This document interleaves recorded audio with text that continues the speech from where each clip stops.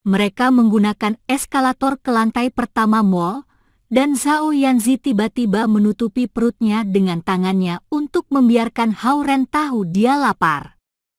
"Kau ingin makan apa?" tanya Hao Ren padanya. "KFC."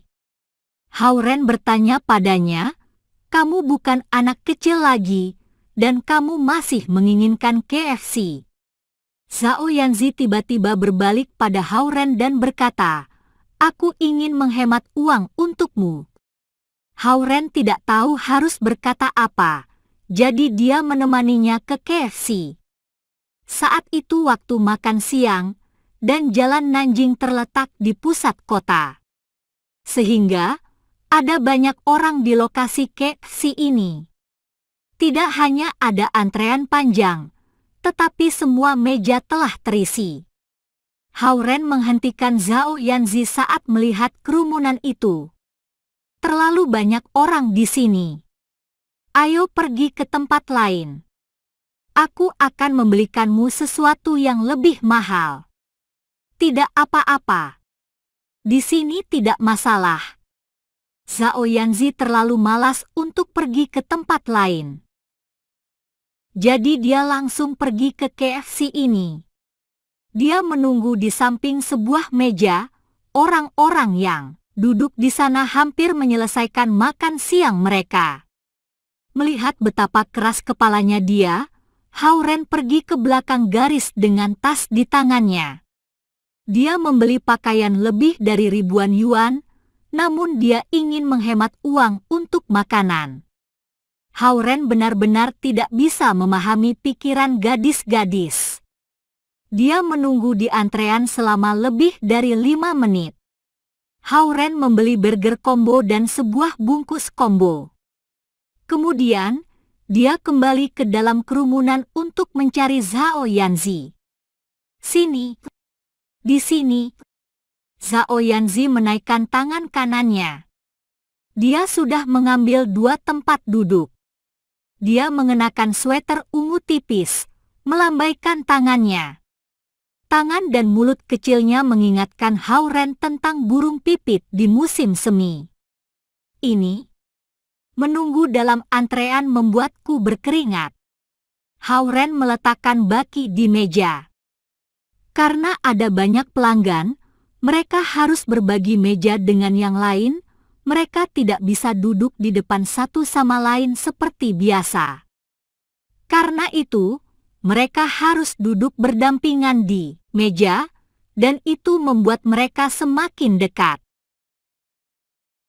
Zhao Yanzi hampir bersandar ke bahu Hao Ren.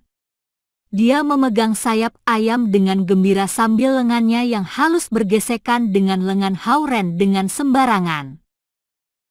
Hao Ren bahkan bisa merasakan panas tubuhnya melalui sweater tipisnya. Penampilannya yang muda dan menawan menarik perhatian para pria di sekitar mereka. Mereka semua cemburu pada Hao Ren. "Kentang goreng itu milikku. Es krim juga milikku."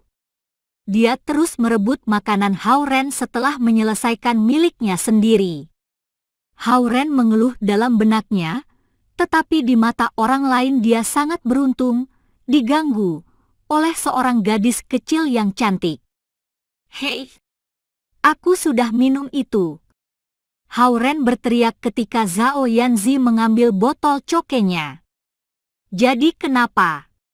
Zhao Yanzi menaruh jus jeruknya di depan Hao Ren. "Ini punyaku, rasanya tidak enak, jadi kamu bisa memilikinya." Hao Ren menatapnya, terpana. Jika dia ingat dengan benar, Zhao Yanzi akan membunuhnya jika Hao Ren menyentuh barang-barang miliknya sebulan yang lalu. Dan sekarang dia akan membiarkannya minum jus jeruk yang baru saja dia minum? "Ayo, apa masalahmu? Aku bahkan tidak keberatan." Zhao Yanzi meletakkan gelas ke tangannya setelah melihatnya tidak merespons. Ada tetesan air kecil di seluruh gelas plastik dengan sidik jari Zhao Yanzi. Bahkan ada bekas bibirnya di sedotan. Hao Ren menyesap jus jeruk.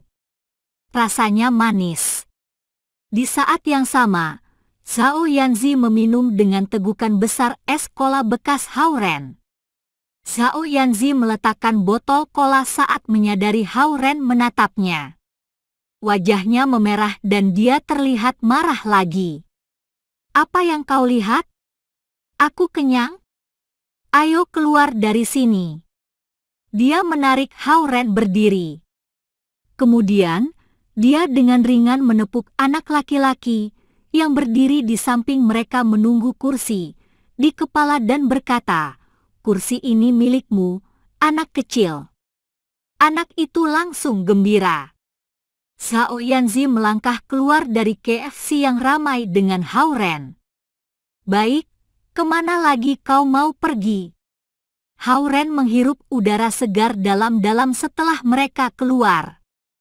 "Pergi kemana? Kamu seperti anak kecil." Zhao Yanzi menatap Hao Ren.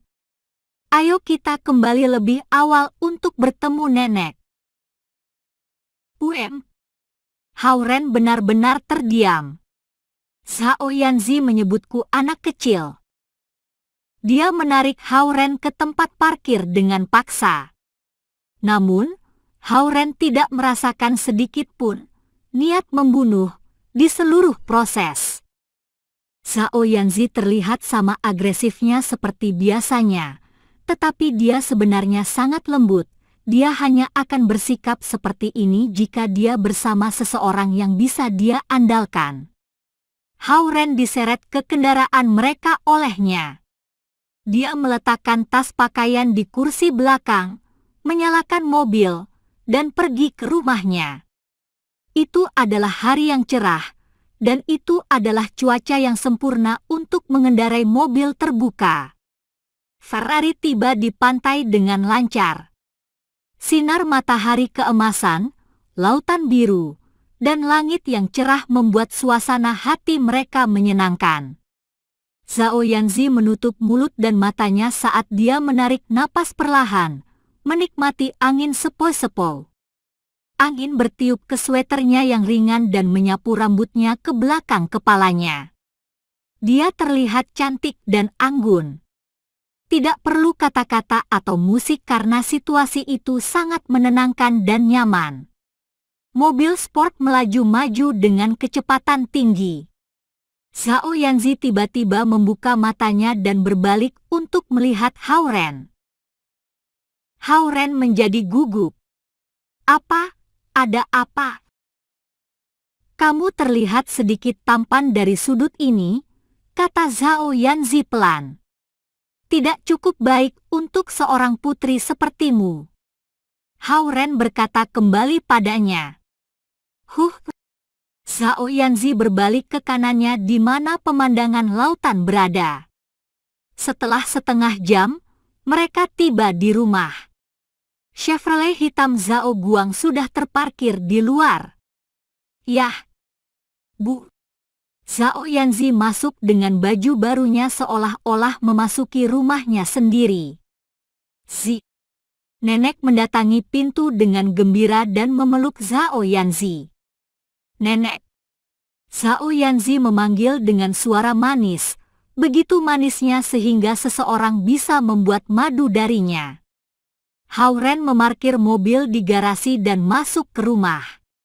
Sangat meriah di ruang tamu.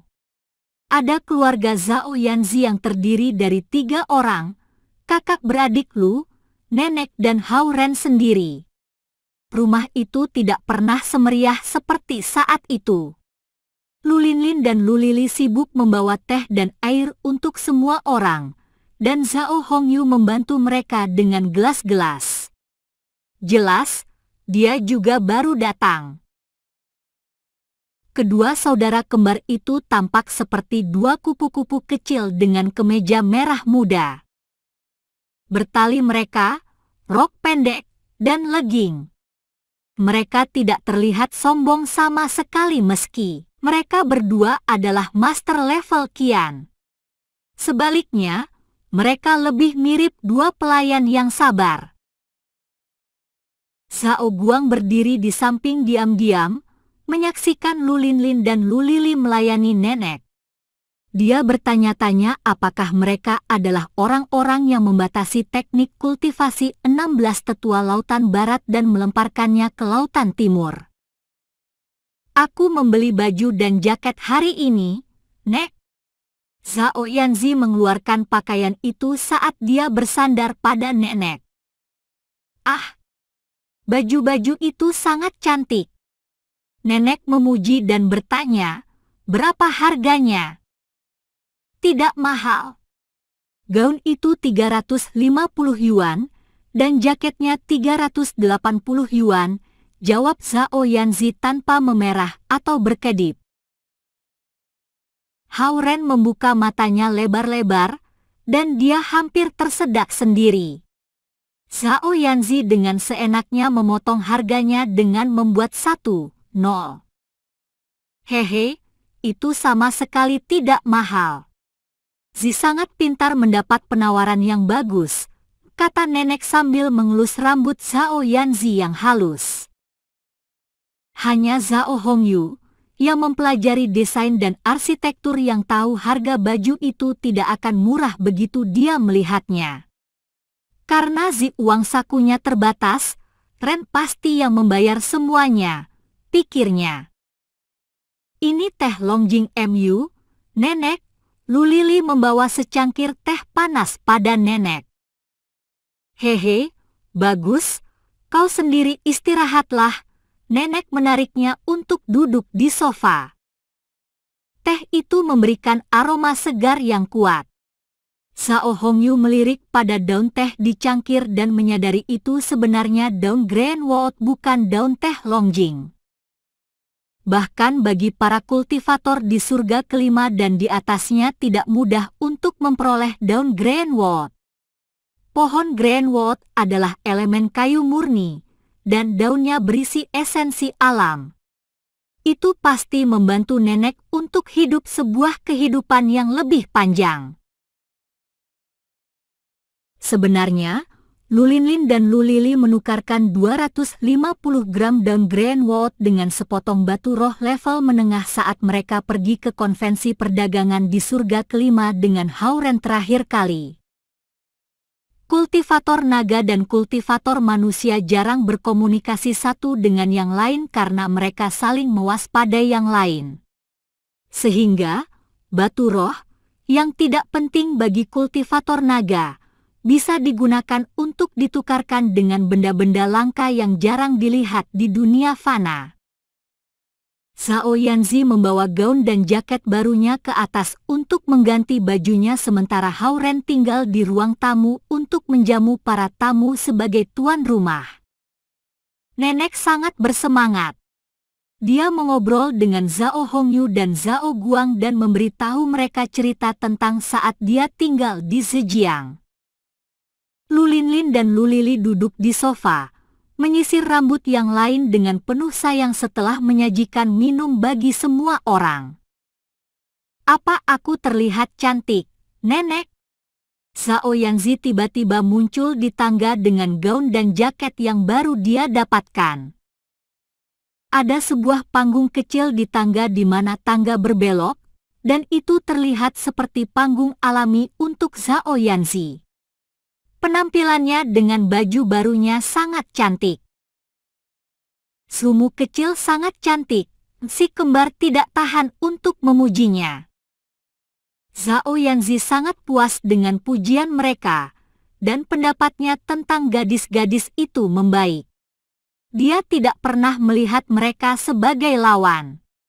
Di sisi lain, Zhao Yanzi hanya melihat Xie Yujia sebagai ancaman yang serius. Nenek juga memberi banyak pujian untuk pakaian Zhao Yanzi, meski dia lebih sering memuji Zhao Yanzi. Zhao Yanzi sangat senang. Dia memegang pegangan tangga dan berputar 2 kali sebelum melompat-lompat kembali ke lantai 2 untuk mengganti baju. Hao Ren melihat betapa cerianya dia. Dia tahu Zhao Yanzi tidak terlalu percaya diri di panggung, jadi dia mencari beberapa dukungan. Harapan Hauren untuk hari Selasa tiba-tiba sangat tinggi saat memikirkan ini. Dia membayangkan Zhao Yanzi, yang selalu pintar berkata-kata, terbata-bata di panggung dan mempermalukan dirinya sendiri. Aku belanja banyak dalam perjalanan ke sini. Kita bisa menikmati makan hotpot malam ini. Zhao Hongyu tersenyum pada nenek dengan lembut setelah Zhao Yanzi menghilang di ujung tangga. Yah, ada cukup banyak orang untuk makan hotpot. Nenek mengangguk setuju. Titit-titit. Ponsel Zhao Guang tiba-tiba berbunyi. Dia perlahan mengangkatnya. Hauren, dengan pendengarannya yang tajam, segera mendengar suara khawatir tetua Lu melalui telepon. Berita buruk, Raja Naga. Ke-16 tetua dari Lautan Barat telah melarikan diri dari Istana Naga. Bagaimana itu terjadi? Zhao Guang langsung bertanya. Tetua Zeng datang ke Istana Naga dalam keadaan marah besar. Dia mendobrak masuk ke dalam istana dan membuka titik-titik akupuntur dari ke-16 tetua. Kemudian, mereka cepat-cepat keluar dari istana bersama-sama, kata tetua Lu melalui telepon. Mendengar berita itu, wajah Zhao Guang berubah merah penuh amarah. Zeng tua telah keterlaluan sehingga dia menerobos masuk ke dalam istana Naga Lautan Timur. Dia tidak tahu bahwa Zeng tua telah disambar petir kemarin malam, dan setengah tanduknya terpotong. Memikirkan para master Lautan Barat yang dipenjara di Lautan Timur, Zeng tua menjadi gila akibat marah, dan itu mendorongnya untuk masuk ke dalam istana Naga Lautan Timur untuk membebaskan ke-16 tetua. Sementara tetua Lu melaporkan pada Zhao Guang, Zeng tua memimpin ke-16 tetua yang sudah pulih ke rumah Hauren di tepi laut. Manusia fana biasa berani membuat perangkap bagi klan Naga Lautan Barat. Zeng tua memahami seluruh situasinya dari para tetuanya dan memutuskan dia sendiri yang akan menangkap nenek Hauren. Dia tidak bisa menemukan Zeng Yitao di Istana Naga Lautan Timur, sehingga dia tidak berani tinggal lebih lama di istana dan segera pergi. Setelah terbang keluar dari laut, dia berpikir sejenak dan memutuskan untuk menangkap kerabat Hauren dan menukarnya dengan Zeng Yitao. Itu akan menjadi solusi yang mudah. Ke-17 orang itu membentuk formasi segitiga sementara mereka terbang dengan cepat di atas permukaan laut ke arah villa di pinggir pantai. Sementara itu di dalam rumah, melihat Zhao Guang meletakkan ponsel dengan ekspresi muram, nenek tersenyum menenangkan. Tidak apa. Kau boleh pergi dan mengurus bisnismu. Zhao Guang ragu-ragu dan tidak yakin jika dia sebaiknya kembali ke Istana Naga untuk memeriksa orang-orang di sana. Zeng tua memiliki status yang tinggi di suku Naga, dan para tetua yang menjaga Istana Naga Lautan Timur tidak akan berani melukainya tanpa izin Zhao Guang. Itulah mengapa Zhao Guang takut Zeng tua telah menimbulkan korban di Istana Naga. Karena tetua Lu mendapatkan berita itu dari Perdana Menteri Xia, dia tidak tahu detail konflik itu sendiri.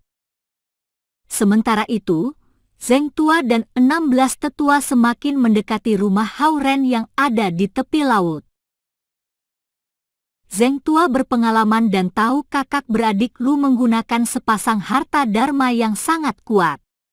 Namun, dia dapat mengatur 16 tetua dalam susunan formasi dan menggunakannya untuk melawan sepasang harta dharma itu. Dalam rumah, Zhao Guang terdiam sebentar. Baiklah, aku sebaiknya pergi dan memeriksa. Begitu dia berdiri, guntur menggelegar di luar. Dia berjalan ke jendela dan melihat keluar tetapi tidak melakukan sesuatu yang tidak biasa. Sementara mereka terbang di atas permukaan laut, Zheng Tua dan ke-16 tetua juga mendengar suara guntur. Zheng Tua, yang baru saja disambar petir kemarin malam, menggigil tanpa sadar. Aku akan mengatakannya terakhir kali, jangan melakukan tindakan melawan manusia fana. Sebuah suara yang agung datang dari awan putih di langit yang tinggi. Sus. Kemudian, 16 bintang jatuh yang terang jatuh dari langit dan mendarat di tulang punggung ke-16 tetua. Dengan suara dengusan tertahan, ke-16 tetua semuanya jatuh ke dalam laut dan menimbulkan 16 percikan. Zheng Tua langsung berhenti di tengah udara. Sus. Seolah-olah mereka main seluncur air. Ke-16 tetua tergelincir ke pantai oleh dorongan itu. Saat mereka berdiri, mereka sangat ketakutan mendapati kekuatan kultivasi mereka baik level Qian ataupun level Kun semuanya hancur. Mereka berubah menjadi manusia fana. Kekuatan kultivasi mereka semuanya hangus, dan mereka tidak bisa mengaktifkan bahkan satu jejak esensi alam. Kekuatan kultivasi tidak dikunci tetapi dihancurkan. Ratusan bukaan di inti sari naga mereka dihalangi dan kultivasi ratusan tahun mereka hilang. Kau berulang kali berusaha melakukan kejahatan pada manusia. Kali ini, hukuman ini hanya sebagai peringatan. Jika kau melakukannya lagi, tubuh dan jiwamu akan dihancurkan. Suara yang tegas bergema di langit tinggi. Siapa itu? Tertegun, Zheng Tua terbang ke angkasa. Lihat ke atas, para dewa memperhatikan. Suara menjawabnya sementara sebuah bintang jatuh yang mempesona melesat ke bawah. Bintang itu menyambar punggung Zheng Tua, membuatnya dia jatuh setengah meter. Zheng Tua berusaha terbang ke atas lagi, tetapi bintang jatuh lainnya memukul kepalanya. Kemudian satu lagi, dan lagi. Totalnya ada 7 buah. Mereka menghantam jatuh dirinya meter demi meter hingga dia jatuh ke dalam laut. Saat dia keluar laut, dia sangat ketakutan saat menemukan kekuatan kultivasinya telah diturunkan dari level Qian ke level Zen. Inti sari naganya yang tangguh sepertinya dihalangi oleh semen, dan hanya 40 bukaan kecil yang tertinggal. Langit kembali damai. Awan-awan putih melayang santai seolah-olah tidak terjadi apa-apa. Raja Naga Agung, apa yang sebaiknya kita lakukan? Basah kuyup, para tetua terhuyung-huyung ke samping Zheng Tua. Zheng Tua menggertakkan giginya dan melihat ke langit. Dalam 100 tahun, kita tidak akan membicarakan topik mengambil alih wilayah Lautan Timur. Telah hidup ratusan tahun, dia ingin menangis akan situasi saat ini yang menyedihkan. Dia telah membawa para elit dari Lautan Barat ke kota Lautan Timur, bermaksud untuk memberi tekanan pada klan naga Lautan Timur. Namun, sebelum pertempuran dimulai, pasukannya dihancurkan. Tidak hanya ke-16 tetua terbaiknya kehilangan kekuatan kultivasi dalam sekejap, tetapi dia sendiri telah turun dari level Qian yang kuat ke level Zen yang tidak penting. Kehilangan ini belum termasuk dengan serigala hitam yang telah ditangkap oleh kuil Dewa Naga. Kekuatan yang Lautan Barat telah rawat selama ratusan tahun berubah menjadi debu dalam sekejap mata. Sekarang, Zheng Tua hanya ingin kembali ke istana naga Lautan Barat dan menghentikan mimpi buruk ini. Meski terkenal dengan kelicikan dan kekejamannya, Zheng Tua tiba-tiba dipenuhi rasa takut. Dia melambaikan tangannya dan berkata, "Pulang. Ayo pulang." Lautan Timur sangat kuat dan dia tidak akan pernah bisa mengalahkannya. Zheng Tua akhirnya paham permainan tipuan yang telah dimainkan Lautan Timur. Jelas, Ia menunjukkan kelemahannya untuk memikatnya ke dalam perangkap mereka. Para tetua yang telah kehilangan kekuatan kultivasi mereka tidak pernah melihat Zheng Tua begitu panik. Mereka melihatnya dengan kepanikan yang sama, bertanya, "Raja Naga Agung, bagaimana dengan putra mahkota? Kita tidak bisa membantunya sekarang. Kita akan membicarakannya setelah kita kembali." Zheng Tua melarikan diri ke arah jalan di pinggir laut. Karena dia diturunkan ke level Zen, dia bisa dibunuh dengan mudah oleh kultivator level Dui. Selain itu, dia memimpin 16 tetua yang bisa dibilang manusia fana. Zheng Tua tidak bisa memikirkan apa-apa kecuali kembali ke Istana Naga Lautan Barat dan bersembunyi di sana selama 2 atau 300 tahun. Dia sombong dan agresif, sehingga telah membuat banyak musuh. Jika musuhnya tahu dia telah diturunkan ke level Zen dan kehilangan sebagian besar tetuanya, mereka pasti akan memburunya untuk menuntut balas. Dia hanya bisa selamat dalam Istana Naga di bawah perlindungan susunan formasi pertahanan istana. Akan menjadi bencana besar jika dia bertemu dengan salah satu musuhnya dalam perjalanannya kembali ke Istana Naga. Zheng Tua kehilangan semua kesombongannya selama ini dan digantikan oleh rasa takut. Sementara tersandung-sandung di pantai, dia mengerti sesuatu, dan dia berhenti dan berteriak, "Aku ditipu! Ditipu! Ada apa, Raja Naga Agung?" Ke-16 tetua bertanya dengan gugup.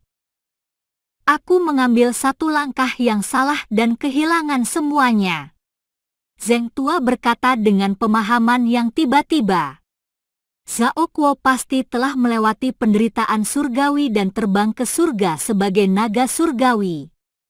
Itu Zhao Kuo yang telah mengacaukan kita. Memikirkan bintang-bintang jatuh dan hujan meteor, Zheng Tua masih takut. Dia bergumam pada dirinya, tingkat naga surgawi. Itu pasti Zhao Kuo. Kita semua ditipu oleh Lautan Timur. Dia menghentakkan kakinya dengan keras ke pasir. Dalam 500 tahun nanti, tidak ada seorang pun yang membicarakan untuk mengambil wilayah Lautan Timur.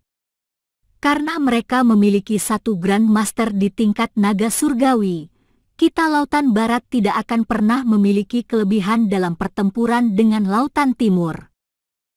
Dalam pikirannya, hanya Grand Master tingkat naga surgawi yang memiliki kekuatan seperti itu. Semakin memikirkannya semakin takut dia.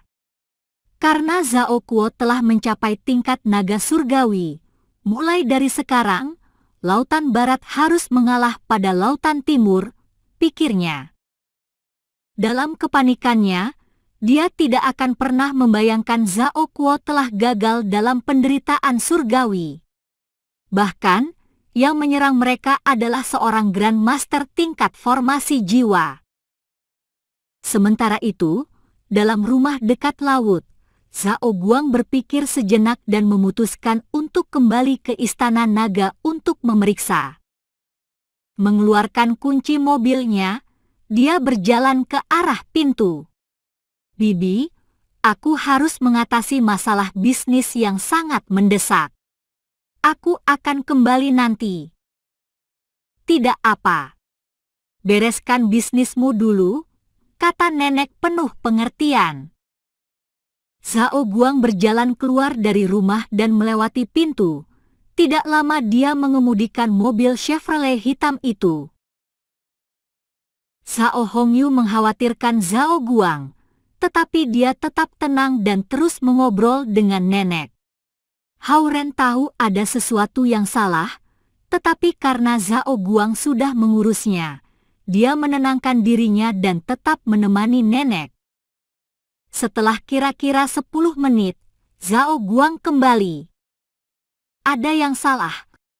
Melihat dia kembali begitu cepat, nenek bertanya. tidak ada. Masalahnya selesai. Zhao Guang terlihat santai dan gembira, sepenuhnya berbeda dari ekspresi wajahnya saat dia pergi sesaat yang lalu. Bahkan Zhao Yanzi tidak pernah melihat ayahnya yang biasanya galak begitu ceria. Zhao Hongyu penasaran, jadi dia menabrak Zhao Guang dengan perlahan. Apa yang terjadi? Saat Lu Qing menghubungi Zhao Guang, dia telah mendengar pembicaraannya. Kedengarannya bukan berita bagus, karena Zheng Tua masuk Istana Naga Lautan Timur secara paksa dan menyelamatkan 16 tetua Lautan Barat. Hehe, Bibi, itu hanya masalah bisnis. Semuanya beres. Nada suara Zhao Guang sangat gembira, dan wajahnya memerah penuh kegembiraan. Dia terlihat berbeda. Itu bagus mendengar masalahmu telah terpecahkan. Nenek tidak menyelidik. Melihat ekspresi gembira di wajah Zhao Guang, dia merasa lega. Namun, Zhao Hongyu tidak puas. Mencubit kecil tangannya, dia bertanya dengan suara rendah, apa yang terjadi? Hao Ren juga penasaran, dan dia mendengarkan percakapan mereka dengan seksama. Zhao Guang melihat kepada Zhao Hongyu sebelum melirik pada Hao Ren dan menjawab dengan berbisik, Lautan Barat baru saja mengirimkan perjanjian damai melalui Perdana Menteri mereka. Mereka akan menukarkan hidup Zheng Yitao dengan 25.000 kilogram emas, 50.000 kilogram perak, 300 karang laut dalam 10.000 tahun, 800 mutiara malam kualitas tinggi, 500 pil pembentukan fondasi, dan 12 es mistik Lautan Barat.